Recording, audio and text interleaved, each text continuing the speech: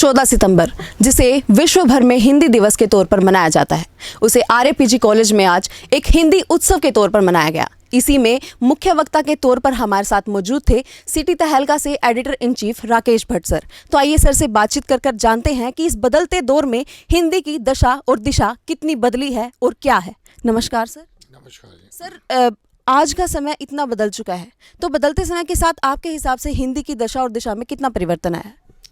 देखिए, हिंदी की दशा जो है अभी उस स्थिति में नहीं है कि बहुत अच्छी कही जा सके, लेकिन जो दिशा अब मिल रही है उससे एक अनुमान है कि आने वाले समय में हिंदी का वर्चस्व पूरे विश्व में बढ़ेगा।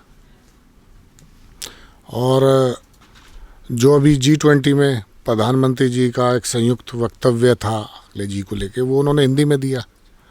इससे एक संकेत मिलता है कि आने वाले समय में हिंदी के लिए सभी देश जागरूक होंगे, समझेंगे, और जो एक बहुत बड़ा बाज़ार भारत में है, उस बाज़ार को पकड़ने के लिए जितनी भी मल्टीनेशनल कंपनी हैं विश्व की, वो भी हिंदी को स्वीकार करने लगी हैं और आगे करेंगी। अमेज़ॉन, गूगल, ये सब हिंदी को अब रीड करने लगा है। हिंदी में वेबसाइट आ गई हैं इनकी, हिंदी से ही ऑर्डर ले रहे हैं। तो ये ग्लोबली एक बहुत अच्छे संकेत हैं भारत के लिए। तो अभी हमारे साथ मौजूद हैं हिंदी डिपार्टमेंट से नीरज ठाकुर सर। तो आइए सर से बातचीत करते हैं कि सर के हिसाब से हिंदी की दशा और दिशा बदलते समय के साथ कितनी बदली है। तो नमस्कार सर। नमस्कार सर, आपके हिसाब से हिंदी की दशा कितनी बदलती है बदलते समय के साथ? देखिए, दशा हिंदी की हो या किसी और वस्तु की हो, उसमें परिवर्तन तो आता है, परिवर्तनशील है। लेकिन जब हिंदी दिवस पर हम हिंदी की दशा और दिशा के बारे में बात करते हैं, तो इससे हमारा मंतव्य मात्र इतना है कि हम अपनी भाषा के प्रति सावधान रहें, सचेष्ट रहें, और इसकी उन्नति में, संवर्धन में जो भी हम सक्रिय सहयोग कर सकते हैं और जिस रूप में भी कर सकते हैं, वो हमें करना चाहिए। तो इसलिए मुझे तो जहाँ तक दशा की बात है, जैसे हम अपने स्वास्थ्य का ध्यान रखते हैं, वैसे ही अगर राष्ट्र के स्वास्थ्य का ध्यान रखना है तो उसके लिए हमें भाषा का भी ध्यान रखना चाहिए, क्योंकि वो हमारी पहचान है। और इस पहचान को हम जितने हृदय से संलग्न करके आगे बढ़ेंगे, तो उससे हमारी भाषा और भी परिपुष्ट होगी। और भाषा के स्वस्थ होने का मतलब है हमारे विचार स्वस्थ होना, हमारी संस्कृति स्वस्थ होना और हमारी परंपरा का सशक्त होना। इसलिए हिंदी के संवर्धन की आवश्यकता हमें लगती है। और दिशा संतोषजनक तो नहीं है, लेकिन निराशा की कोई बात नहीं है। अंधेरा होता है, लेकिन उसके बाद प्रकाश की किरण भी आती है। और हमें उम्मीद यही है और करनी भी चाहिए कि अगर हिंदी के प्रचार प्रसार में अगर मैं शब्द ना बोलूं, तो हिंदी के प्रचार प्रसार में हमें हर वर्ष यही हिंदी दिवस का लक्ष्य है, और यही हमें याद आता है कि हमें और बेहतर योजना से आगे बढ़ना चाहिए। तभी हम सच्चे अर्थ में भारतीय के रूप में अपनी पहचान देश में ही नहीं, विदेश में भी बना सकते हैं। और सर, आज का जो युवा है, ज़्यादातर फॉरेन लैंग्वेज है जो इंग्लिश है, इसकी तरफ ज़्यादा आकर्षित होता जा रहा है। तो अभी जो समय बदल रहा है, उसके साथ युवा कैसे इसमें अपना सहयोग दे सकता है हमारी हिंदी भाषा को आगे ले जाने में?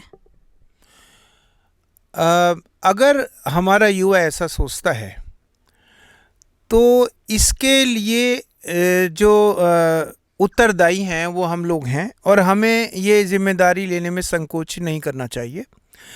अगर युवा वर्ग ये सोचता है कि अंग्रेज़ी का प्रयोग करने से मुझे ज़्यादा लाभ होगा, अगर उसकी मानसिकता ऐसी बन गई है और वो हिंदी के क्षेत्र में आने से संकोच करता है, प्रयोग करने से संकोच करता है, तो हमें उसके संकोच को तोड़ना ही पड़ेगा। और उसका एक ही मार्ग है कि हम अपनी राष्ट्रभाषा में इतना स्वावलंबी और इतना आत्मनिर्भर बनाए युवा वर्ग को कि उसके मन में ये शंका ही ना रहे।